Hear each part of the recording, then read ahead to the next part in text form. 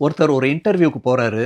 போகும்பொழுதே பயத்தோட போறாரு. இந்த இன்டர்வியூல நான் தோத்துருவனோ! எனக்கு இந்த வேலை கிடைக்காம போயிருமோ! அப்படின்ற ஒரு பயம், பதட்டத்தோடயே போறாரு. அவரு எதிர்பார்த்த மாதிரியே அந்த இன்டர்வியூல தோத்தர்றாரு. காரணம் என்னன்னா, அவரு கேள்விகளுக்கு பதில் தெரிஞ்ச போதும் பதட்டப்பட்டு பதிலே சொல்லாம அந்த இன்டர்வியூல ஃபெயில் ஆயிடுறாரு. இத சைக்காலஜில செல்ஃப் ஃபுல்ஃபில்லிங் ப்ராஃபசி அப்படின்னு சொல்றாங்க. நாம எந்த ஒரு விஷயத்த நம்புறோமோ, அந்த விஷயத்த செய்யறதுக்கான சாத்தியக்கூறுகள் எல்லாத்தையுமே நம்ம மனசு தேட ஆரம்பிக்குது. அவர் என்ன எதிர்பார்த்தாரு? இந்த இன்டர்வியூல நாம தோத்துருவோமோ அப்படிங்கிறது ஒரு பயம்தான். ஆனா தோக்கணும்னு அவர் நினைக்கல. தோத்துருவோமோன்னு பயந்தாரு. அத நம்முடைய மனசு உண்மை அப்படின்னு நினைச்சுக்கிட்டு, அதுதான் நம்முடைய கோல்.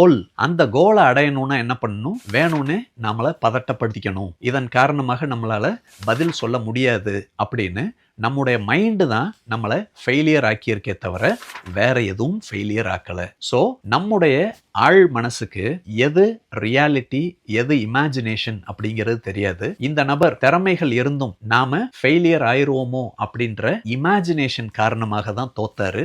அதனால எப்பவுமே உங்களுடைய சப்கான்ஷியஸ் மைண்ட்ல உங்களை பத்தி உயர்வான நம்பிக்கைகளையும் உயர்வான இமேஜினேஷனையும் நீங்க வச்சிருங்க.